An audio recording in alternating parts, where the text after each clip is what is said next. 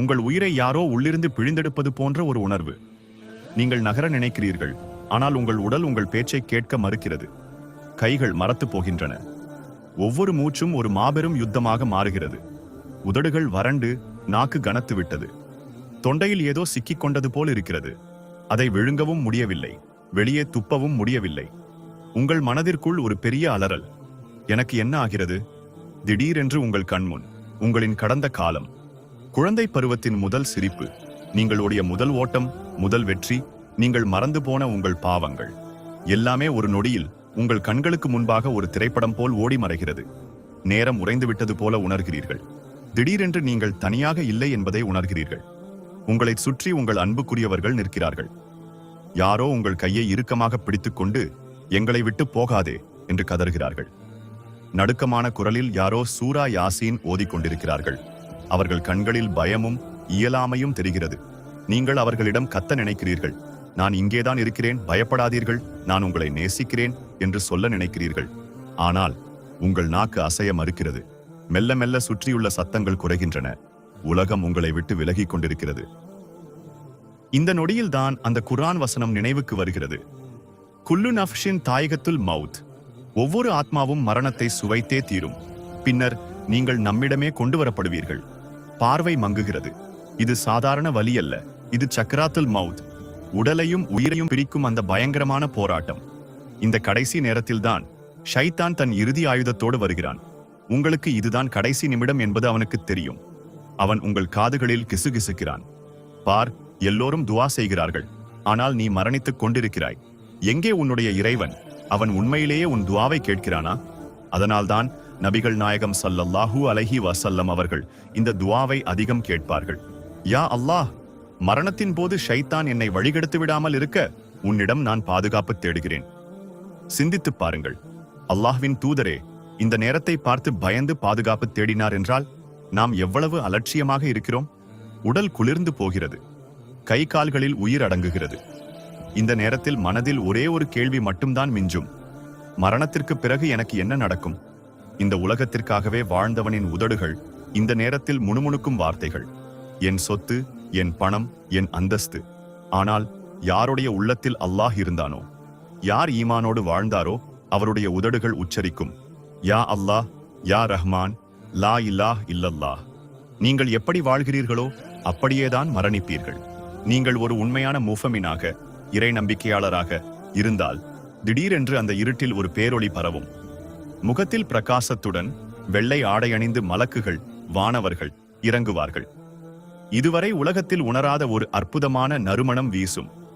அவர்கள் மிகவும் மென்மையாக கூறுவார்கள், அமைதியான ஆத்மாவே, உன் இறைவனின் மன்னிப்பை நோக்கியும் அவனுடைய பொருத்தத்தை நோக்கியும் வந்துவிடு. ஒரு பாத்திரத்திலிருந்து தண்ணீர் எவ்வளவு மென்மையாக வெளியேறுமோ அவ்வளவு சுலபமாக உங்கள் உயிர் பிரியும். அங்கே எந்த வலியும் இருக்காது, வெறும் அமைதி மட்டுமே. ஆனால் ஈமான் இல்லாமல் உண்மையை மறுத்து வாழ்ந்த ஒருவனாக இருந்தால் நிலைமை தலைகீழாக மாறும். கடுமையான முகத்தோடு மலக்குகள் வருவார்கள். உயிர் உடலை விட்டு வெளியே வர மறுத்து உடலுக்குள்ளேயே ஓடி ஒளியும். இல்லை, என்னை விட்டுவிடுங்கள், நான் ஈமான் கொள்கிறேன், அல்லாஹ் உண்மை என நம்புகிறேன், எனக்கு ஒரே ஒரு வாய்ப்பு கொடுங்கள் என்று அந்த உயிர் அலரும். ஆனால் நேரம் முடிந்துவிட்டது. நேற்று வரை எதை நீங்கள் வேடிக்கையாக நினைத்தீர்களோ அது இன்று உங்கள் கண்முன் நிஜமாக நிற்கிறது. இப்போது நீங்கள் மரணித்து விட்டீர்கள். நீங்கள் அலங்கரித்து அழகு பார்த்த உங்கள் உடல் இப்போது வெறும் சடலம். குளிப்பாட்டும் இடத்திற்கு கொண்டு செல்லப்பட்டு குளிர்ந்த சலவை கல்லில் கிடக்கிறீர்கள். சட்டைப்பையோ அடையாளமோ இல்லாத ஒரு வெள்ளை கஃன் துணி உங்களுக்கு உடுத்தப்படுகிறது. வாப்பா, எப்போ வருவாங்க என்று உங்கள் குழந்தைகள் கேட்கிறார்கள். பதில் சொல்ல ஆள் இல்லை. நீங்கள் எவர் தோள்களில் எல்லாம் கை போட்டு நடந்தீர்களோ இன்று அவர்கள் தோள்களில் நீங்கள் ஜனாசாவாக தூக்கப்படுகிறீர்கள். மசூதியில் உங்களுக்காக ஜனாசா தொழுகை நடக்கிறது. வாழ்நாள் முழுவதும் பிறருக்காக நீங்கள் தொழுத அதே தொழுகை இன்று உங்களுக்காக. அடுத்து கபுரு. உங்களுக்காக ஏற்கனவே தோண்டப்பட்ட உங்கள் புதிய வீடு காத்துக் கொண்டிருக்கிறது. கபுருக்குள் நீங்கள் வைக்கப்படுகிறீர்கள். உங்கள் மீது மண் கொட்டப்படுகிறது. இந்த அனைத்தையும் உங்கள் ஆத்மா பார்த்து கொண்டும் கேட்டுக்கொண்டும் இருக்கிறது. உங்களை விட்டுவிட்டு அவர்கள் நடந்து செல்லும் அந்த செருப்பின் ஓசையை கூட நீங்கள் கேட்கிறீர்கள்.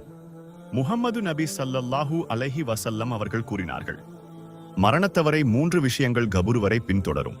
அவனது குடும்பம், அவனது செல்வம் மற்றும் அவனது அமல்கள், செயல்கள். இதில் குடும்பமும் செல்வமும் திரும்பிவிடும். அவனது அமல்கள் மட்டுமே அவனுடன் கபூரில் தங்கும். இப்போது நீங்கள் கபூரில் தனியாக இருக்கிறீர்கள். இதுதான் பர்சக் என்னும் இடைப்பட்ட வாழ்க்கை. முன்கர், நக்கீர் என 2 மலக்குகள் உங்களிடம் வருவார்கள்.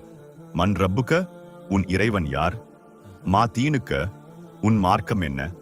மன் ஹாதர் ரஜுல், உங்களிடம் அனுப்பப்பட்ட இந்த மனிதர் யார்? இந்த கேள்விகளுக்கு வாயால் பதில் சொல்ல முடியாது. உங்கள் உள்ளம்தான் பதில் சொல்லும்.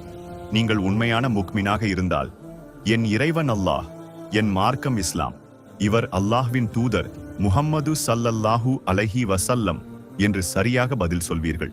அப்போது நீங்கள் உலகில் தொழுத தொழுகை உங்கள் தலைக்கு மேலாக வந்து உங்களை பாதுகாக்கும்.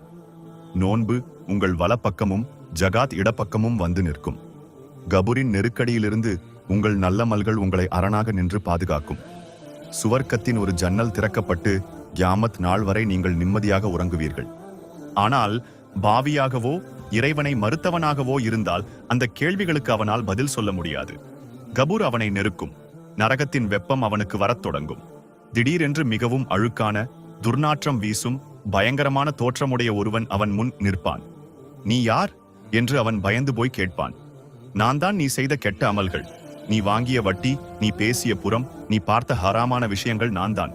என்னைத்தானே நீ ஆசை ஆசையாக செய்தாய்? இப்போது நான் உன்னோடு நிரந்தரமாக இருக்கப் போகிறேன் என்பான். என் அன்பான சகோதரா, சகோதரியே, இந்த வீடியோ உங்கள் கண்களில் பட்டது ஒரு தற்செயலான நிகழ்வல்ல. அல்லாஹ் இதை உங்கள் கண்முன் கொண்டு வந்திருக்கிறான் என்றால் அவன் உங்களுக்கு இன்னும் ஒரு வாய்ப்பு கொடுக்க நினைக்கிறான் என்று அர்த்தம். உங்களை நீங்களே கேட்டுக்கொள்ளுங்கள். இப்போது நீங்கள் இறந்துவிட்டால் கபூரில் உங்களை காப்பாற்றக்கூடிய நல்லமல்கள் உங்களிடம் இருக்கிறதா? முடிவு உங்கள் கையில. நீங்கள் இதுவரை தொழுகையை ஆரம்பிக்கவில்லை என்றால் இந்த நிமிடமே உங்கள் தொழுகையை ஆரம்பியுங்கள். பாவங்களிலிருந்து தஃபா, மன்னிப்பு கேளுங்கள். அல்லாஹ் மிகவும் கருணையாளன், அவன் மன்னிக்க கூடியவன். இந்த வீடியோ உங்களுக்கு ஒரு சிறிய நினைவூட்டலாக இருந்திருந்தால் இதை உங்கள் நண்பர்களுக்கும் குடும்பத்தினருக்கும் ஷேர் செய்யுங்கள். யாருக்கு தெரியும், உங்கள் மூலமாக ஒருவருக்கு ஹிதாயத், நேர்வழி கிடைக்கலாம். கமெண்டில் நீங்கள் எந்த ஊரிலிருந்து இந்த வீடியோவை பார்க்கிறீர்கள் என்று சொல்லுங்கள். இன்ஷா அல்லாஹ் அடுத்த வீடியோவில் சந்திப்போம். அஸ்ஸலாமு அலைக்கும் வரஹ்மத்துல்லாஹி வபரகாத்துஹு.